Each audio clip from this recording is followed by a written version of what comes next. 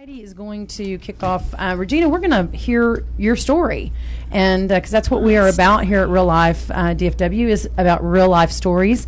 Again, you guys, if you want to call in, have any questions or thoughts today, it's 214-431-5062. Also, let me mention real quick that if you want to, you can also IM us or PM us on Real Life DFW Fishbowl Radio Network on Facebook, and we will get that instant message. And whether it's a question or a comment, no problem. Just let us know.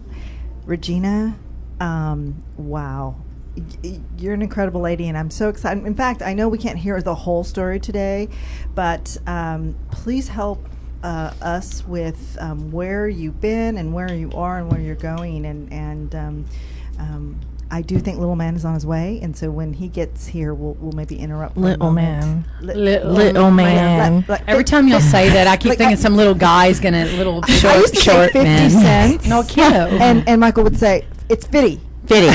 Yeah. Okay. Yeah. Okay. So 50 cents. Like Little Man. little. No, that's British. For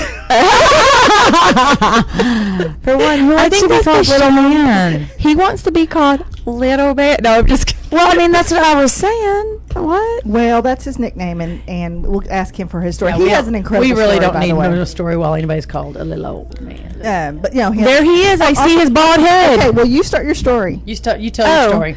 Okay. Hi, everybody. My name's Regina Fraga. I am actually a host in Fishbowl Radio Network. I have my show with my two children. It is called J.A.R. Radio. But let me back up.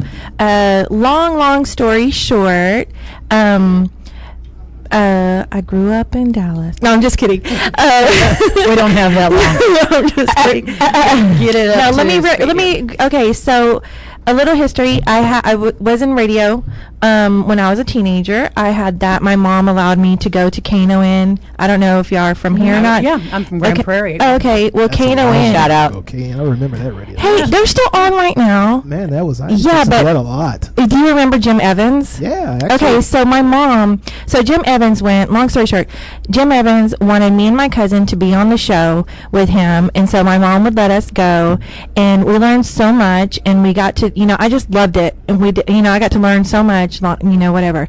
So then that part of my life went away.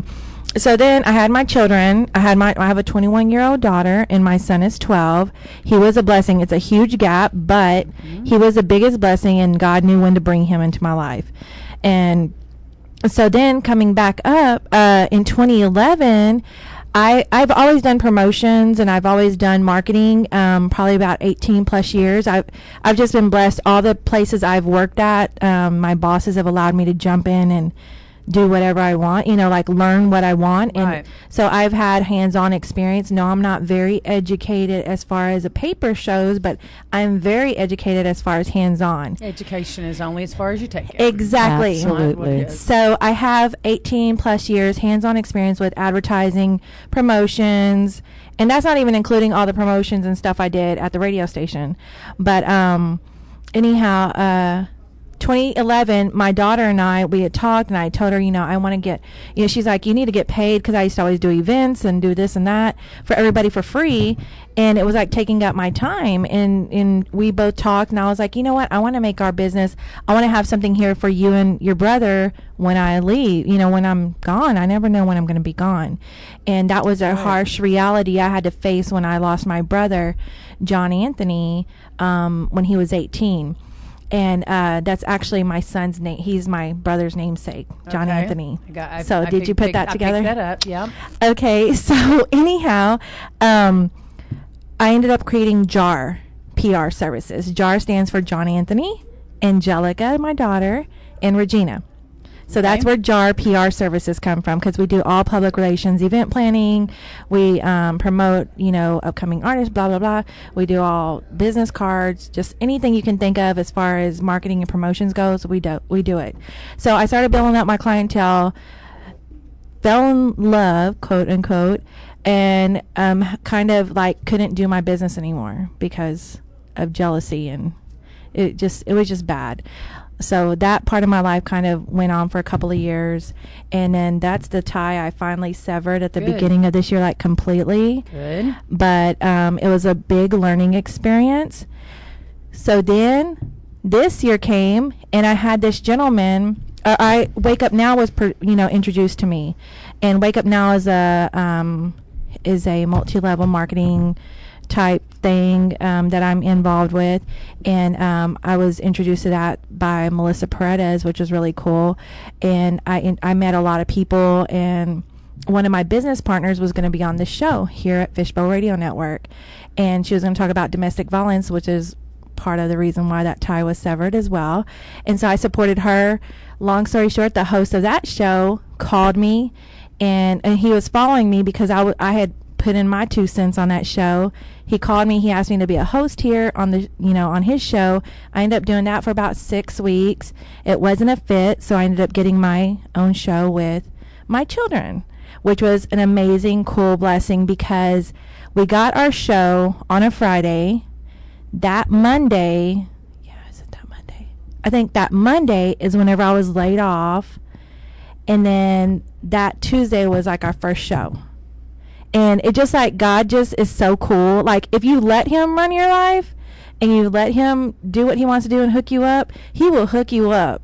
Because I always have been blessed, and I mean even my mom would tell you like that. I've always been one to not be scared to jump in there and just do it and just take a chance, because I always have felt like if I fall, you know what, Can always get back I up. can get back up. You know what I mean? I'm not perfect by any means, and I think that's why God continues to use me, because I'm learning. And so when I was laid off, they pulled me in that morning. I was telling Heidi that morning, like my boss had me go and take a few of our hourly employees, because I worked for the production operations manager, the director of operations of a 250 employee plant for Sherwin-Williams, and I was a production coordinator. So I took some of the hourly employees, got them breakfast, we went to lunch, we went to an OSHA meeting, and I represented my boss, because he didn't want to go and I was there.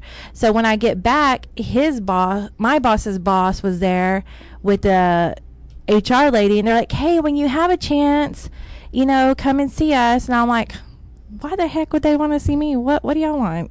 And I'm like, okay, well, I gotta hurry up. What did y'all want? And then they tell me, well, due to budget, blah blah blah, we've got to let you go. And I'm like, well, where the heck is my boss? I won't say his name. I'm like, where is he? Why isn't he in here? What's going on? Because me and him are really close outside of work. He couldn't be there. He couldn't. No. And they said that he couldn't look at me because he did not want this. Like he fought and fought. And I know he did. I trust him. We still talk. We've talked every day, and I miss him, but I'm happy. And he kind of was, I don't know how he wasn't really accepting of that I was happy. But like now I was like, now you can be my friend on Facebook. Now we can be friends without, because we used to, there's that fine line, of course, business and personal. Absolutely. But I know more about that man than I bet you anybody in this world does. I had his bank accounts. I had, I went through everything, his whole divorce with him. Well, it's called trust, and you're a trusting person, and that's a good thing, right? And yes, we had we have a very strong friendship, and we still do. And I know that friendship will be forever. And so anyhow, when I told them, like, okay, where do I sign? How much am I getting paid? For how long? Where do I sign? Did they let you sign right away? They said, are you sure you don't want to take it? And you left too much on the table. Well, you know what? Honestly, I'm just kidding. I felt when I left that day, I was just like, cool, and it was kind of like, weight was lifted off. So I mean, God knows what He's doing. I'm like, Lord, this is in Your hands. What's next? And so now we've jumped back on. Yeah, we moved on. We jumped back into J.A.R. PR services. We got the show. We wanted to keep it as J.A.R., and it's Jaded and Ready. I know a bunch of people, including my mom, didn't like the word jaded.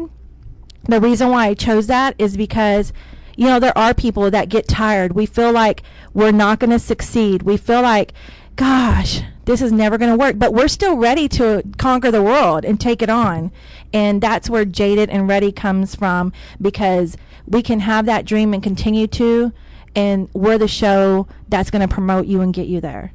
So that's where it comes full circle. I'm back doing what I originally did when I was a teenager and loved.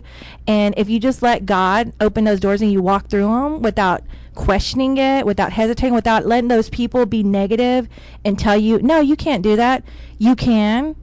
And just trust. Have full faith. I mean, really, just take the leap of faith. What's going to do to you? What are you going to lose? They can't eat you. Exactly. That's what a friend of mine, a mentor of mine always said. Can they eat you? Exactly. Kill you? No. Okay, well then there's nothing worse than that. Go for it. So just do it. So that's Good bringing me attitude. to my 2015, and I'm ready, and it's on. Woohoo! Okay. Go, Regina. Good job. Air So toes. that's me. Air toes.